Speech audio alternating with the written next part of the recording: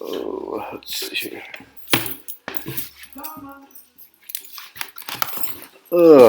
Gunter, come here. Come here, buddy.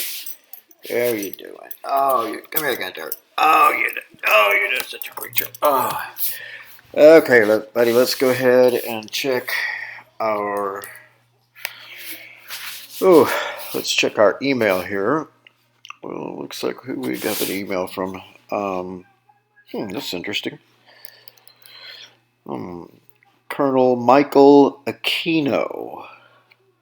Oh, yes, Colonel Michael Aquino from the Army. Let's see what it says here.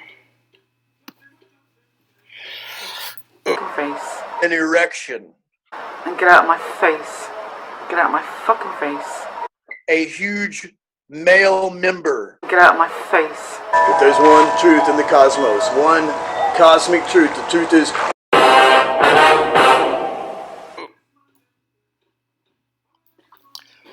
Dear Mr. Thropos, thank you for the interview invitation, but after watching some of your YouTube video,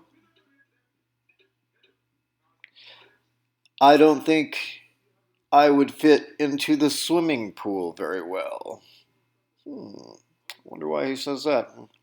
Again, thanks for the invitation and good luck in your creative endeavors. Sincerely, Michael Aquino. Oh, not every day you get a letter from Michael Aquino. Yeah. All right.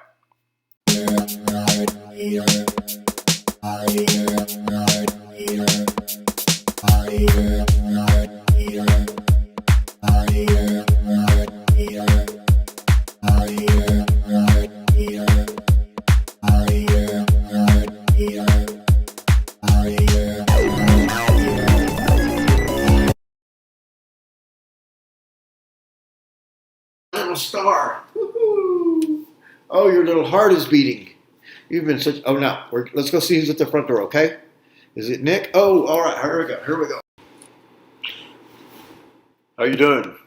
Ayin Thropos here with another exciting episode of You Don't Know. You don't know, huh? So don't act like you do.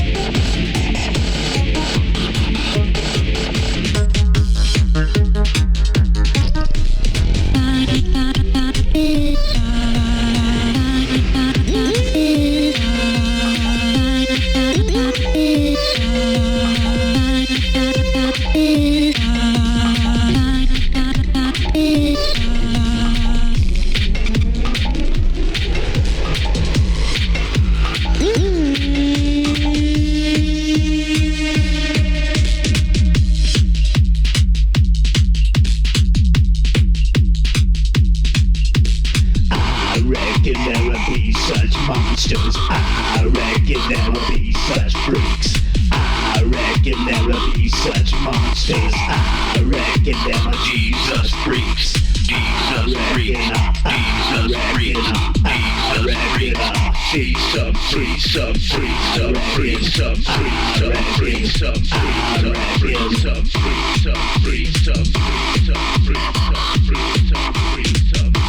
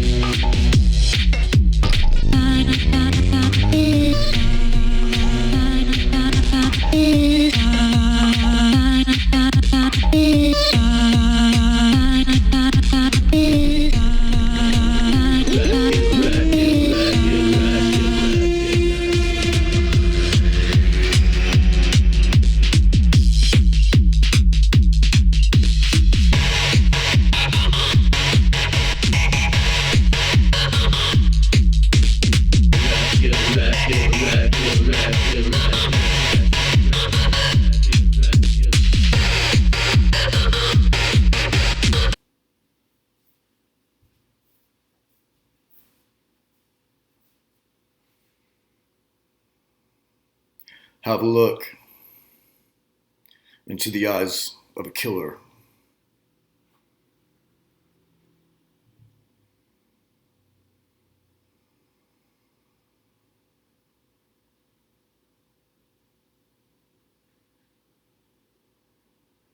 Welcome to another exciting episode of You Don't Know. You don't know, huh? So don't act like you do. This is a very special episode of You Don't Know. And as usual, I'm winging it. This episode is about the original super soldier, John Stormm. And now, let me clarify, the reality of super soldiers actually goes back countless millennia. John Stormm is the first original super soldier of the modern day era, and he is the nuts and bolts type, the blood and guts type, a little bit different from today's type, which are quite different, and we'll be going over those differences. One thing that is in common is that these people have been subjected to trauma-based mind control, unfortunately. John Stormm has survived many harrowing battles and countless attempts on his life. One just recently where he was in a coma for a period of time, and the doctors were amazed that he came out of that coma. And John Stormm believes, and I believe, that the reason that he did come out of that coma is because he still has yet another mission. And I believe that this mission is to disseminate his story, the narrative, the reality of all of his combined experiences. And that's what this episode you're watching right now is about. We hope to have more episodes with John Stormm, and he's promised as much based on how this one went. It went exceedingly well. It was a 2.5 hour long interview. It will be broken up into segments or parts. And so, unlike today's super soldier, and let me just clarify this, there's not just one or two different types of super soldiers. There's a whole myriad of different types. And so the traditional type of super soldier that goes out there and wages war and works for the American military or other militaries around the world is still in existence. But the one that we are hearing about most commonly today in the truther community is more of a super soldier that's more geared for the coming psychic wars, the psychic warriors.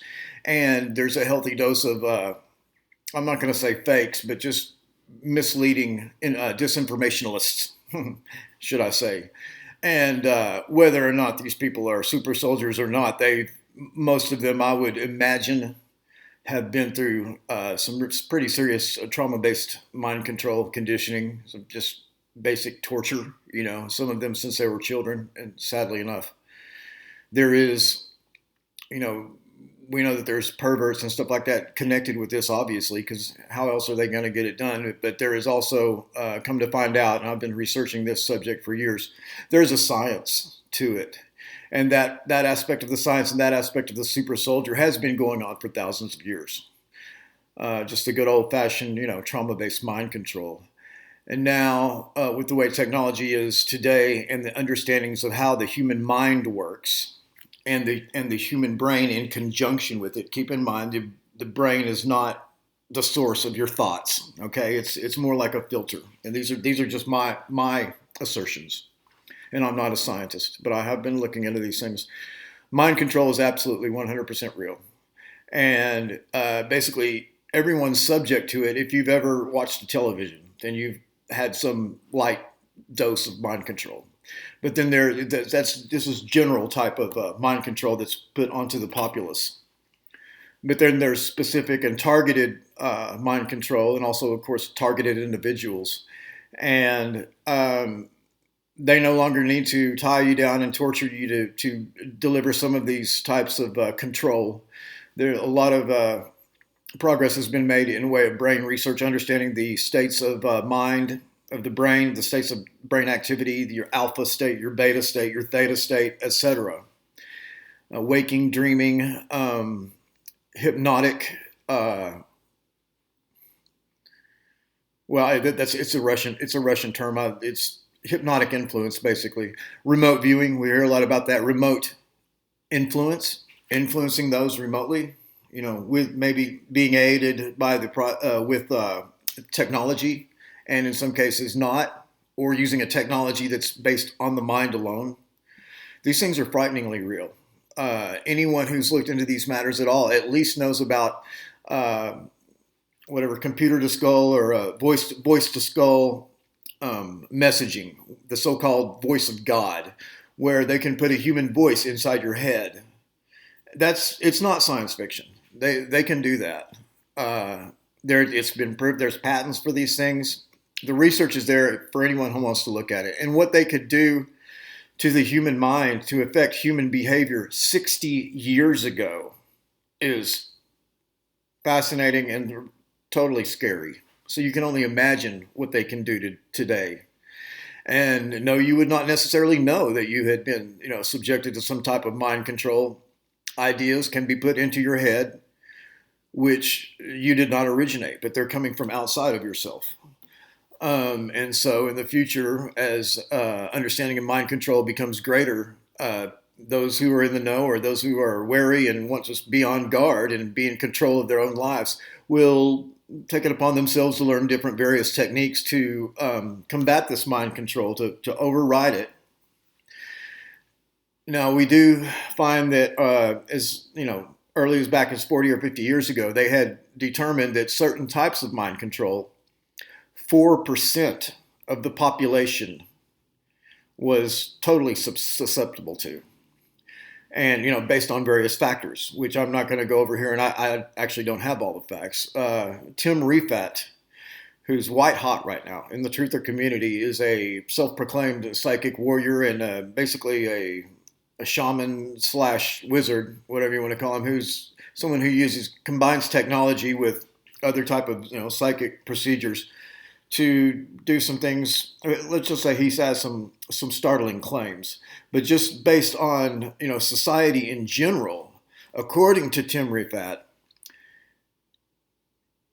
in today's day and age, in the summer of 2018, everyone under the age of 30 years old is totally susceptible to this certain types of mind control. I don't know if that's true, but if it is, that's scary. That's super scary. We know from scientific research and studies, people are not as smart today as they used to be. Yes, they're brilliant young people, as always. There probably always will be, but your average person that's 20-something years old is not as smart as your average person who is 35, 40, 50 years old. That's just the truth. If you don't like that, then, become a scientist and go, do some research and refute that. But these are the facts that we've been given. I can't cite any specific, studies or anything like this. These are not polls like, are you going to vote for, Clinton or Trump or a poll like, do you believe in aliens or something like that? This is scientific research. And so it's not beyond refute, but there's very many of these studies done, and that's shown to be true. People just are not as smart as they used to be. And so that puts a lot of responsibility on those of us that are over 30 years old, right? So anyway, John Stormm is a warrior. He's a man's man. He's been on countless missions, real missions, not missions to Mars or, out there with, laser battles, commanding his own, secret space program, ship or some bullshit like that, huh? I'm talking about real missions in like Cambodia, South America, shit like that, assassinating people.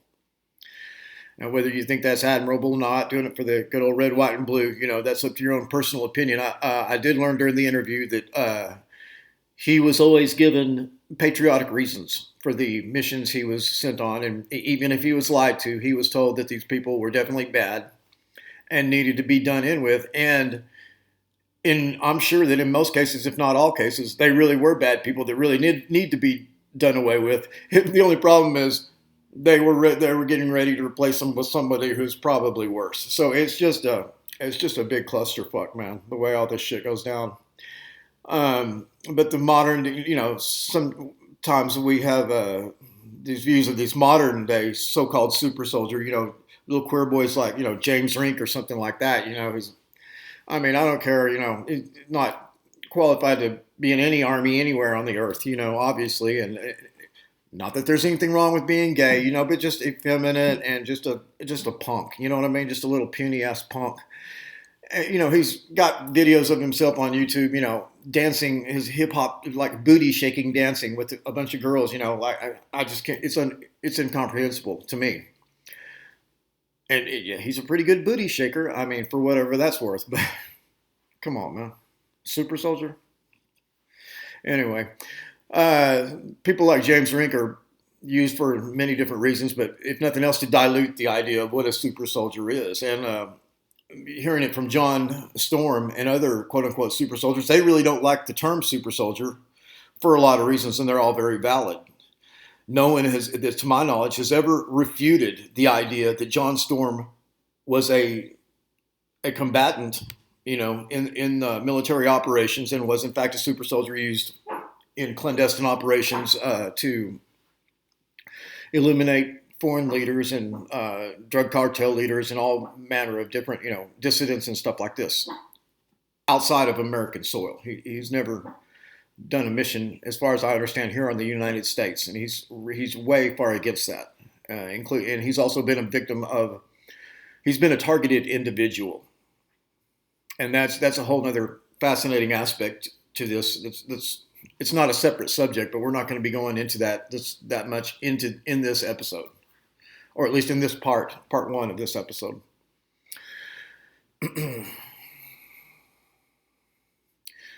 That's pretty much all I've got to say right now.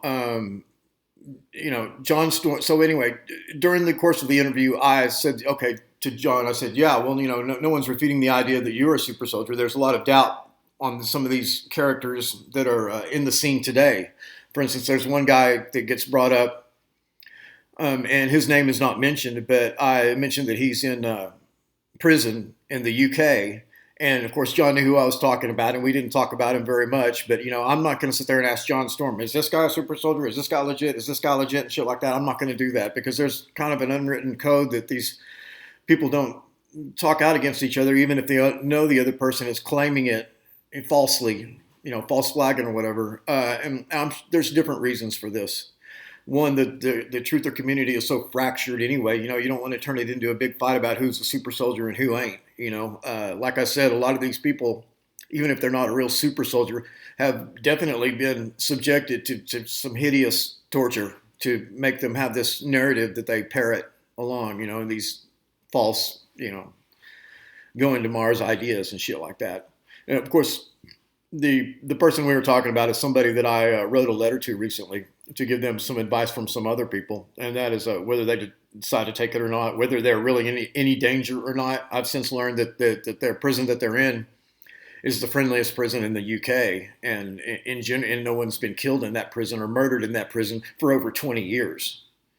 And that doesn't mean that he can't be killed tomorrow, but and I don't think that I was necessarily led astray. Some people wanted to give him a message, and I decided to go ahead and go along with it. And that person's name is James Casbolt, And so, is James Casbolt a super soldier? I don't know. I'm not the super soldier commander, or on the Joint Chiefs of Staff or anything like this. I just don't know. But I, in my opinion, have no doubt that John Storm was and will always be a super soldier. And I brought up the fact of two other guys. One of them who has trained below him, or who John Storm has trained, and this is Duncan O'Finian, who's probably a nice guy. He's a little bit cantankerous. He's definitely pissed off a lot of people. And then Randy Moggins. And so I kind of, not wanting to ask him who's fake and who's not, just on the assumption that these guys are real, said, of course, you're real, and of course, Duncan O'Finian and Randy Moggins are real. And John kind of paused there. And keep in mind, John Storm has trained Duncan O'Finian. Duncan O'Finian is a bad motherfucker. I wouldn't get in the ring with him. I wouldn't get in the ring with John Storm. I don't care if he was on his deathbed. He's a bad man. He's got training, and that shit matters. I mean, I've got a lot of experience brought on by myself. Practically practically lived a lifetime after I was maybe 18 years old or so of extreme violence, and for reasons that I'm not sure. I've got a pretty good idea of why this is, but I mean, we're talking. These people are very highly trained, very deadly. Including I'm sure Randy Moggins. But anyway, he did not tell me, yeah, Duncan O'Finian and Randy Moggins are real or they're not real or anything like that. He kept on referring to the chair. The chair, the chair, the chair. And there's more than one different types of chair, but it's kind of along the lines of this chair that you hear Stuart Swerdlow talk about in Montauk. Basically, it's like a mind control chair. They've got different types, types where they put a psychic in and they, do some maybe psychic driving or something like that, or they, use machines, psychotronic generators to amplify the psychic's abilities to do advanced remote viewing, or what the Russians call a portent or a portentation, something like this. The Russians are actually leading the way. In these mind control sciences. And from what I understand, they're quite a bit ahead of the United States. And the United States had to do quite a bit of catching up in the late 60s, early 70s. And one of the results of one of this efforts was the Montauk Project. And do I believe that Stuart Swerdlow was, in the Montauk Project and all this stuff? Yes, I absolutely do. I absolutely do believe that.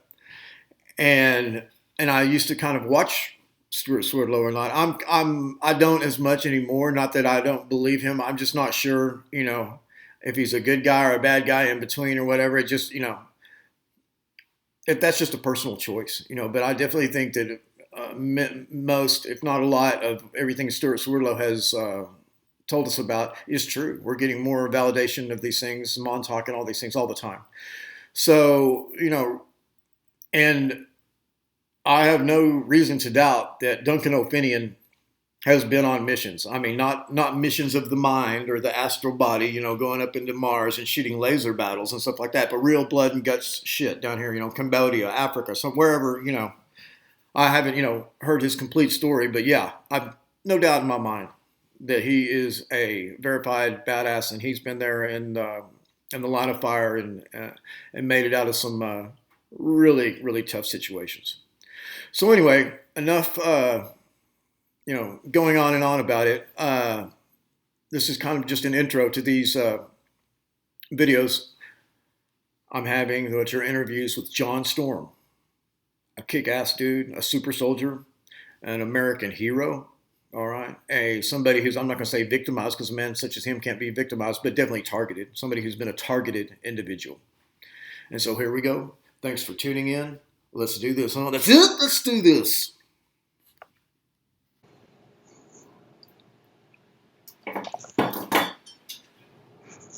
Hey, John, how you doing? Hey, pretty good. I got to put these headphones in before I can hear you. Your timing was perfect.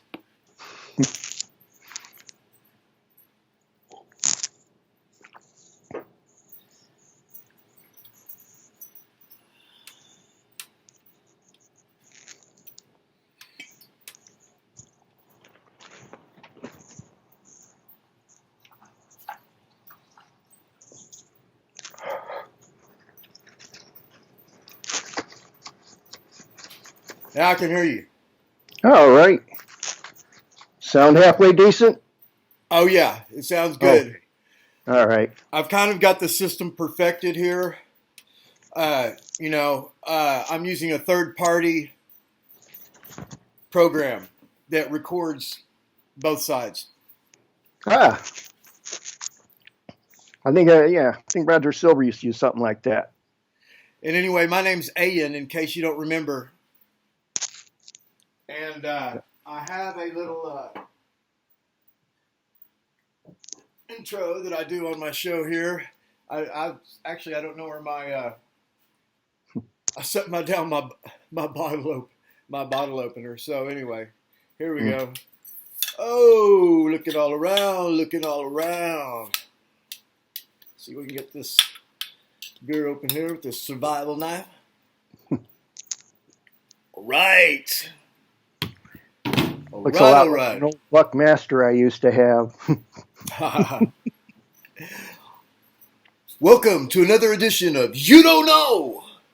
You don't know, huh? So don't act like you do. On today's show, we have a legend, a true celebrity, John Storm. John, are you with me? Yes, I am. Awesome. Thanks for joining me today, sir. Happy to be here That's great. in more ways than you can imagine. I'll bet. I'll bet. Yeah, you're looking good, man. I'll tell you what, you're doing good. Uh, Eh, John, I maybe have not done the due diligence, but the thing is, there is a lot of credibility that can be, we know that when people repeat things over and over and over, they mhm. can become true, but a lot of times they repeat them over and over and over because they are true to begin with. Yeah, yeah. And you are one of about three men that I can think of that, as far as I know, no one's ever brought into question the fact that you were, in fact, a super soldier. Is that correct? Yeah, yeah. Actually, you should question it.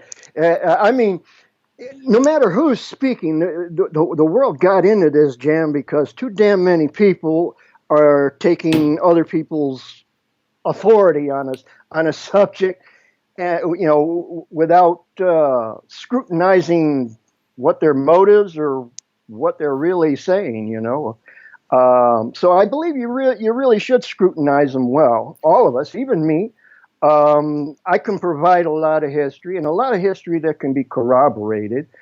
Um, I grew up in it. There's no, yeah, there, you know, you can ask me about anything at any Okay. point, and I can tell you most of it. It doesn't mean just because I had an eidetic memory, it doesn't mean I understood everything that I was seeing and hearing. Yes. I just took that and pieced the rest the best I could and pass it on like I do. Well, my best audience was after I woke up out of a 10-day coma a couple months ago. And there's a team of doctors there. They're saying, there's just some strange things. Do you got some family history that's, you need to talk to us about? And I gave them it's a speech I dread.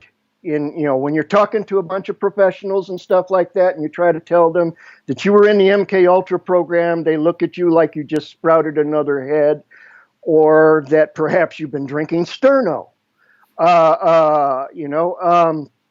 So they said, okay, I says, here's the deal. And I told them, all right, I was born in 1953, July, and I was among the first infants inducted into the MKUltra program. For the first 18 months of my life was strictly MKUltra. Nobody was pretty sure whether I was going to live or die. Bit of brain stem scarring, that was to give us an eidetic memory. I survived almost all my peers.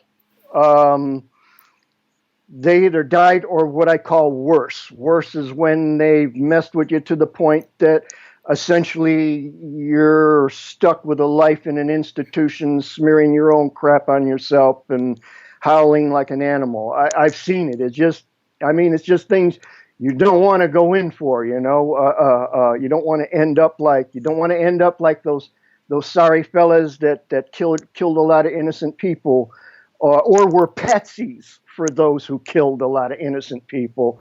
I don't want to be one. We used to call those disposable ultras.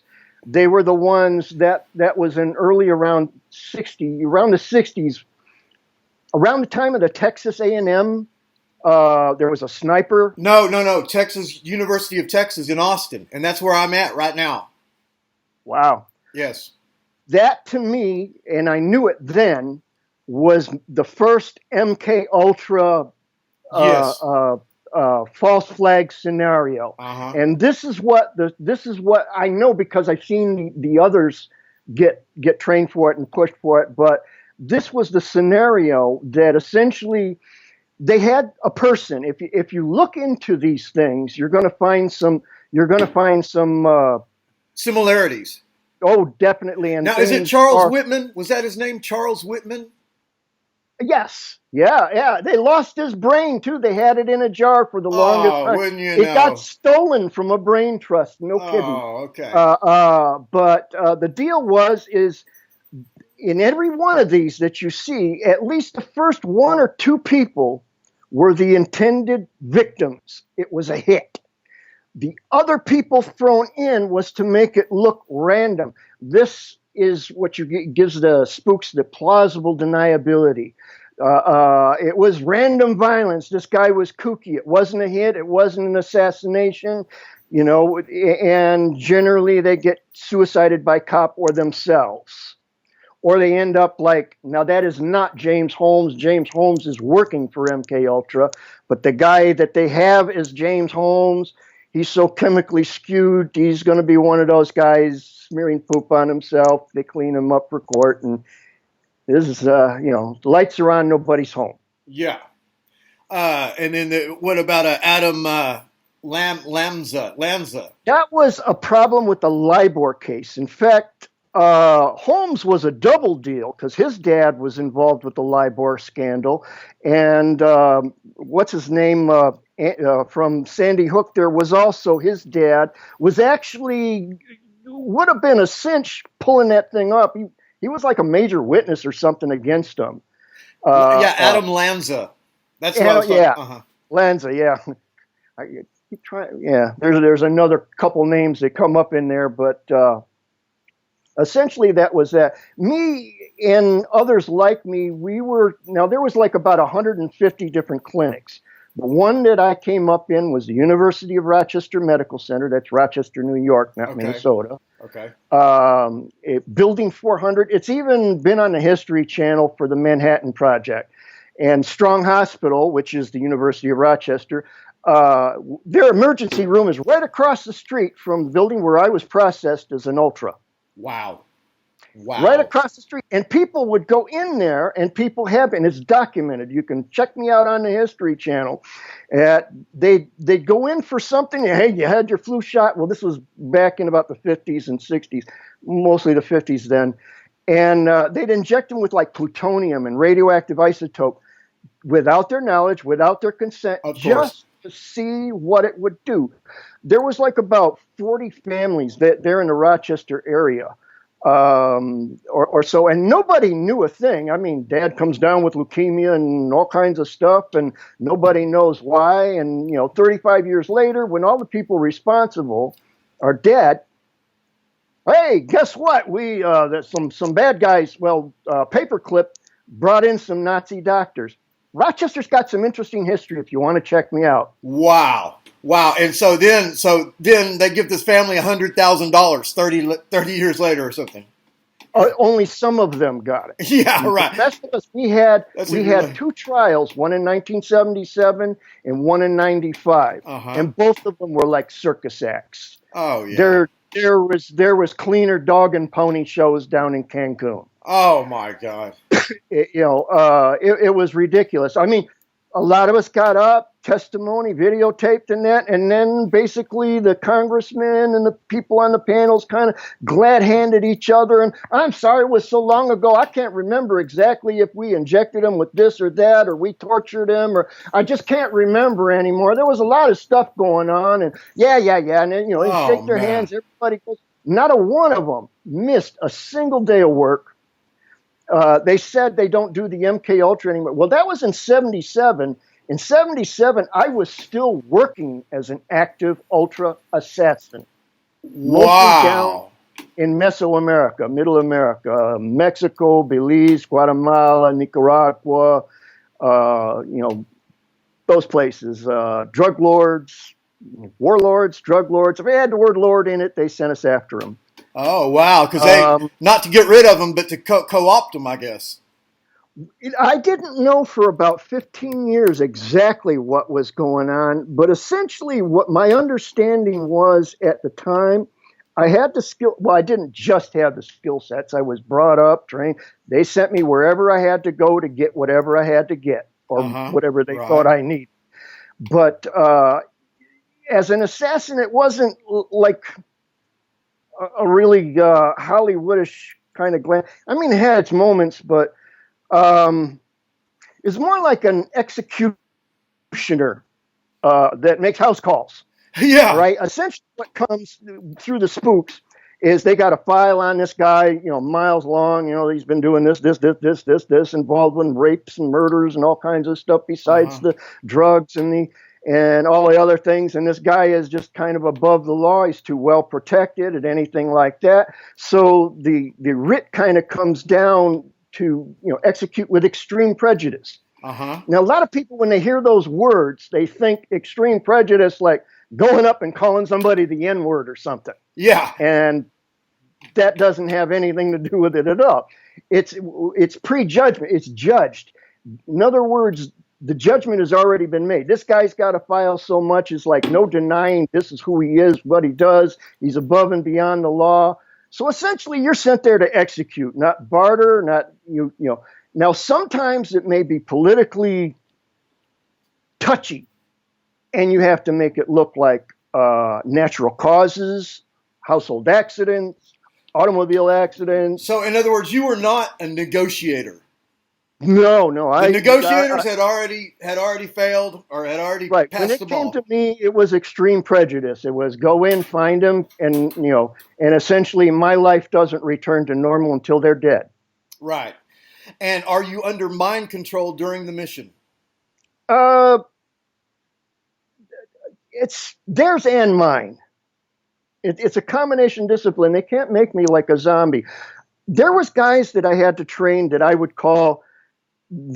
call, a lot of us don't like to be called super soldiers, all right? Because the ones that are the kind of guys that, okay, you give them an order, you tell them to go, I'm kind of exaggerating this just a little bit, but just to make a point.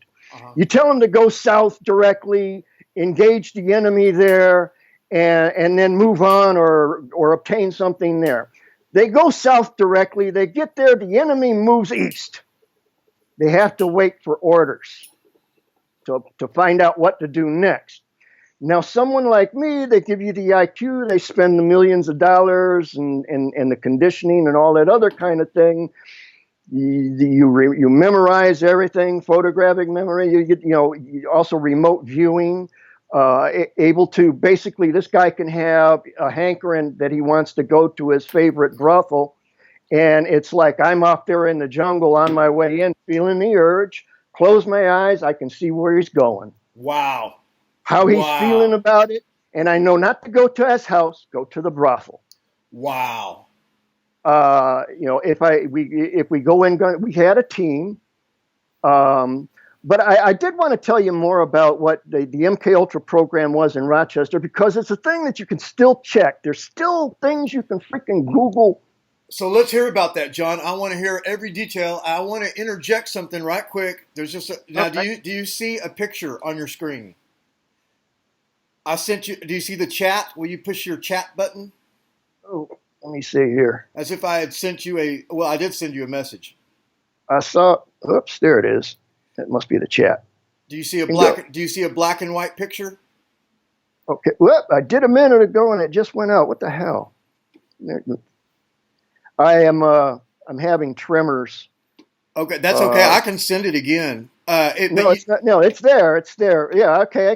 So I can see it. Okay. Now. Whoa. Where'd it go? How many? Okay. What do you see there in that picture? It's like 4 men. Okay, good. There you go. Now, the reason I'm bringing this up at this point is because there's been several things that you mentioned: MKUltra, the Manhattan Project, and Operation Paperclip. And if you'll notice, the man who's the second from the left is Werner von Braun, the German Nazi scientist who was brought over on Operation Paperclip. And what I want to tell you is my own personal connection to this entire thing, and it can basically be summed up in the title of my book, which is on sale now, and which it has a shocking title, but it's actually it's child's play to verify my claim. And the title of the book is My Family Created the National Security State, and in parentheses, no need to thank me. And so, anyway, the guy who's the third from the left is the late congressional leader George Mahon, my father's uncle, who controlled every dime of the United States defense budget for over 40 years and created some organizations that you've probably never heard of. For instance, the NSA, the CIA, FBI, NASA. Look, when you were a toddler, you learned A, B, C, D, E, F, G. I learned A, B, C, I, A. No shit. Yeah. I learned spook, brought up by spooks. There was no warm breast. There was no breast milk. There was only very rigid nuns and lab doctors. And for Project Paperclip, starting back at Rochester, New York, people want to Google something. Google a POW camp, prisoner of war camp from World War II, German prisoners, Italian prisoners, and such. A lot of the scientists that went to Building 400. All right. Now, there's a lot of tie-ins with these things. All these things tie together. They're so interwoven. They work together. And this was the program as it was in Rochester that I was involved with. Well, actively for 25 years of my life, but all of my life actually. On the corner of Monroe Avenue and Culver Road is Cobbs Hill Park. It's torn down now, but there used to be a POW camp there, German war prisoners and stuff. You can look up old newspaper articles, the Democrat and Chronicle in Rochester and that. You can see it. You'll see pictures and everything of the POW camp. Now, if you want to use Google Map to start checking some of this stuff out, it's going to be beautiful. You're going to see a line happen. You start with that POW camp on the corner of Culver and Monroe Avenue, and you start working your way west. Along towards Elm Grove, you're going to come to what's called Terrence Tower, or what the inmates call Terror Towers. It's Rochester Psychiatric Center. Oh my God! Part of Strong Hospital, University of Rochester. Oh my God! It's about 20 stories of makes hell look like Mr. Rogers' neighborhood. Oh my! I can just only imagine the. Yeah, you got to have the smells and the vibrations and everything to just really make that place rock for you. I've been there visiting inmates, even bringing inmates in, at times that had escaped and stuff, and wished I hadn't, but I didn't have, not like I had a choice. Now you go a little bit further west of that, you come to University of Rochester Medical Center, Strong Hospital. That's where people were going. People drive by and go in this place every day. Their Preemie Center, the university's Infancy Research Center. Now, back during World War II, when they start getting this information from the concentration camps of the horrible things these doctors were doing, these monsters were doing to babies and people and stuff like that. They said, well, they couldn't do that, but they didn't want to waste all that information that they had, even though it was obtained in a very bad way. Now, you think that's bad enough, but they brought them here, and they processed them through that camp. And when they became American citizens, a lot of them went right to work on America's infants, me among the hundreds at least, maybe thousands, hundreds at least. Okay, but the information they got went into Rochester Infancy Research Center, still part of the same thing. It's open today. You could walk into it today. You cannot walk into Building 400. It's there. It's only separated by a busy street by a sidewalk, right across the street from the main entrance to the emergency room for Strong Hospital. It's right there. You can look at it. It's been in the movie, in the documentaries, but it's right there. It's just a brick building, but you can't go in there. Oh yeah. I mean, you could try. Yeah. You can get as far as the front office and stuff like that, but somebody's going to turn yourself around because there's stuff that goes on there. It's CIA office, and it is. If you look, it is a CIA sub-office. There's another sub-office at the Rochester Institute of Technology about a mile south of there. All right, so all in this area within a few miles of each other are all these programs that are tied together. Building 400, the Infancy Research Center, the hospital, the POW camps, me. I've been there my whole life, and I've done things on the streets. And I mean, I got records for having been the other gang in gang fights because I had been gang stalked and everything else. I mean, Wow. there's court records that say stuff that I've done. So if somebody really wants to, hey, let's check this rascal out, be my guest, because the further you dig, the harder you're going to find it to believe. The harder you're going to find it to not believe. Is that right? Or Not, both? I mean, yeah, right. The more yeah, you learn, the more incredible it is. It is to me, right. because I've had some disclosure the last couple of years that just rocked me on my heels. So you're even now learning things about what went on back then and what's going on today. Yeah, it was about the alien ET question. I sent you a couple photos before we came on the air here. Okay, I see one. Looks like you're in a uniform, maybe a martial arts uniform. Yep.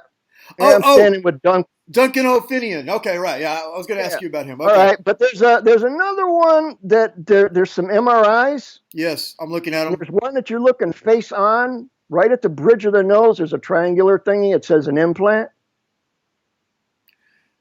Yeah, I see one that says implant or damage.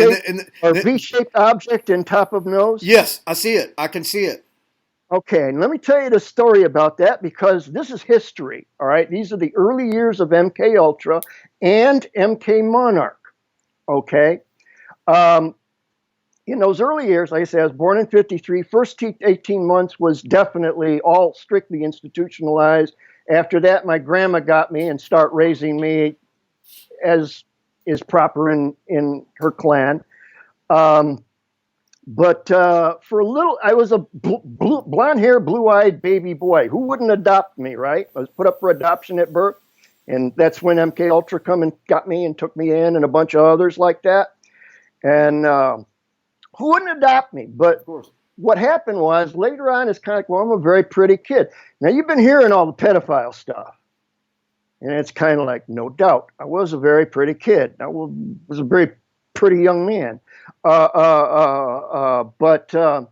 they decided to give my stepfather a job out at Roar Aircraft Company in California. This was around 57, 58, somewhere thereabout. And they had me try out for MK Monarch. MK Monarch is another of the 150 plus different clinics and programs, all operating under the same umbrella. You see how they all kind of interrelate, and they all kind of got their different mixes and different focuses. Yeah, but they all, you can go from one to the other, and they're not making people from a cookie cutter, because we're not. Some of us got different talents and stuff, and for different reasons, and this is really where this story gets freaky. All right. So I get sent down, we get sent to California. I was living in Rochester, get sent to California for a couple of years. They tried me out for MK Monarch.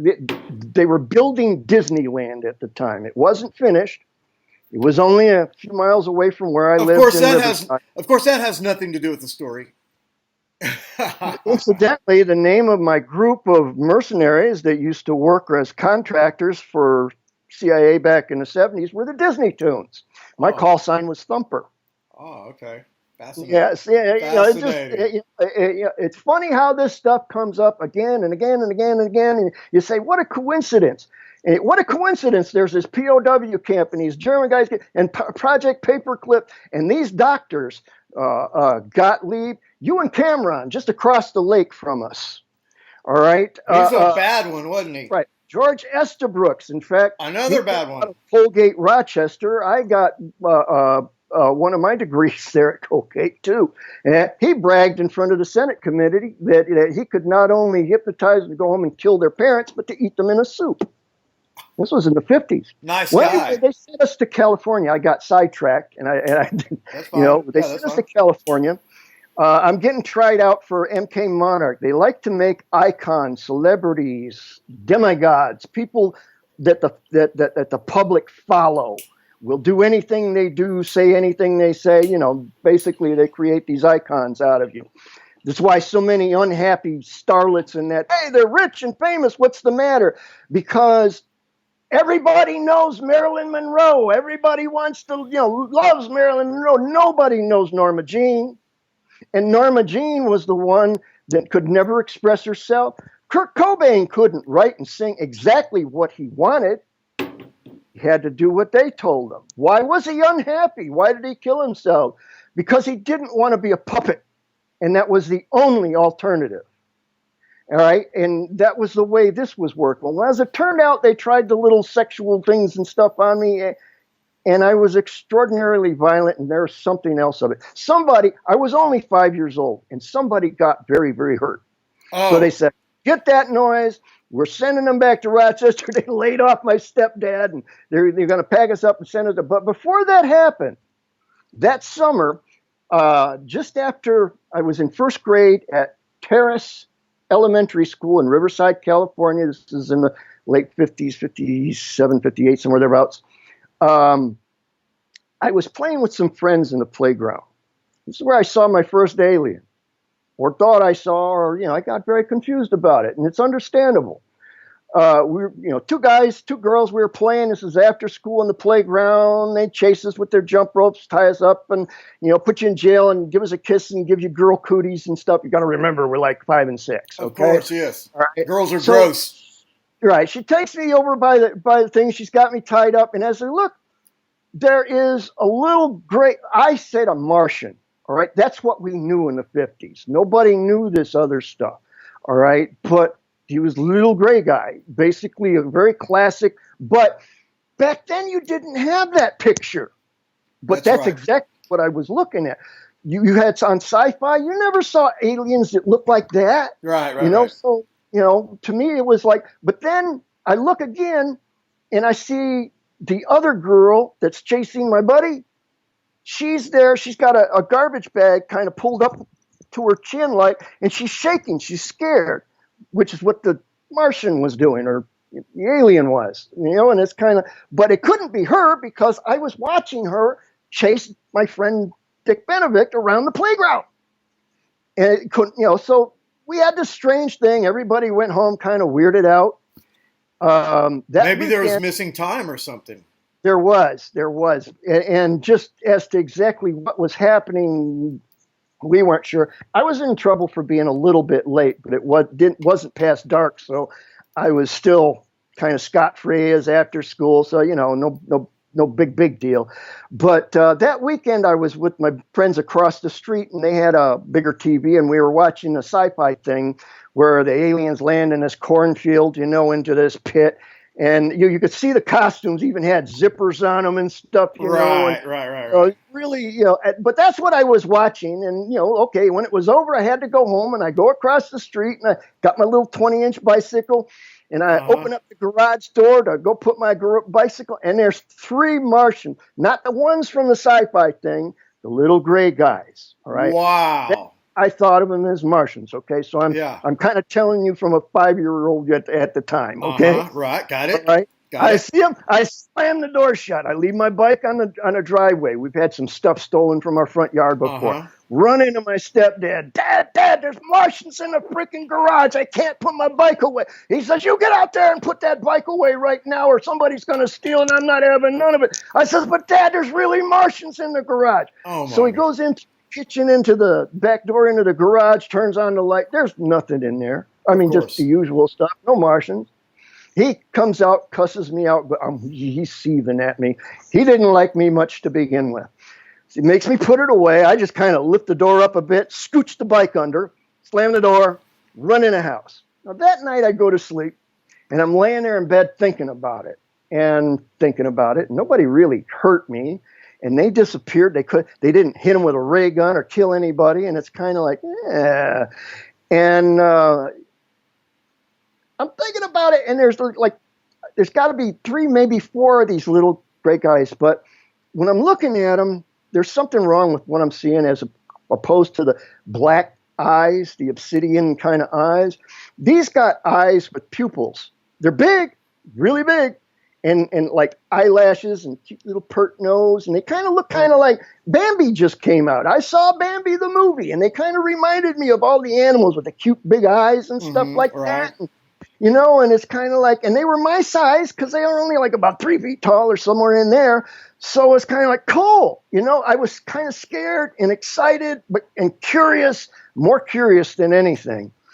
And they made me raise above the bed, and that was just the coolest thing. And then they just kind of put me out through the window, but they didn't open the window. I could feel the cool glass going through me, or me through it, and out into the backyard. And as you look up in the sky, because I was still laying on my back, like just kind of floating like a magic act out into the backyard, and what looks like a classical flying saucer, like you would see in the sci-fi movies, with a little beam of light in the middle, and I'm going up into that. And a bunch of these little gray guys got me on a table. There was a few of them and a taller one, and somebody's off in the background you can't quite make out. They're not talking to me like with ears that my ears can hear, but they said, this is going to sting a little bit. They got this little metal probe with a little triangular shaped thing on it. You're actually looking at that triangular shaped thing in that picture. All right. But at the time I put it up, I remember the crunch, and it made my eyes water, kind of stung a little bit, but it was going to hurt a little bit, but I was okay. And they put me back to bed. The missing time and all that kind of stuff. I just remember waking up in the morning and had this hellacious nosebleed. So bad, my mom had to call the doctor. Doctor come back then. They made house calls, and they're having a hell of a time trying to make my nose stop bleeding. They say, "Well, what the hell did you do, kid? Pick your nose and in your sleep?" And it's like, and I told them about the little gray guys, and they says, "Well, the kid's a prodigy. I do read very." I got an IQ that's higher than most people's car payment. And it's kind of like, yeah, he's got a vivid imagination. And, I did have a vivid imagination, but I didn't make that up. Right. But I wasn't sure. You got doctors, and then there was the handlers in the chair at Disney there, the MK Monarch thing, the Laurel Canyon Road group there, Jim Morrison, those people, Mama and the Papas, all that kind of stuff. What got screwed around in my head? Something happened. I saw the aliens, but somehow after that, I never thought much about it. During that same time, historically, Eisenhower is meeting with little gray guys and tall blonde guys that look a lot like me. You see that picture of me and Duncan? If I'm not a tall blonde, well, actually, there's some other weird stuff to go with it. While the Greys would trade them technology that they could weaponize, the Nords would not. All right, this is, look, we'll give you this, this, and this, but you got to drop this stuff, lose the nukes, all this other kind of stuff. And I said, we'd go broke, for one, the gasoline industry. We're all geared up for all this stuff, and we can't take your deal. But what he didn't know is while they were having that meeting and the Nords weren't going to give you they were weaponizing a Nord. That's why I out-survived so many of my peers at the time. How is it I don't have scrambled eggs or custard for brains? How is it they're sending me out on missions? I do good. I come back, 100% success. Meantime, they have best practices, and that's when I start training other people like Duncan and a bunch of others, too, besides.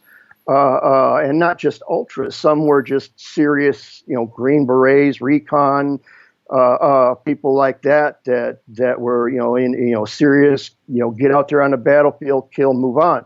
You stand there for no 15-minute chop socky fight. The longer you stay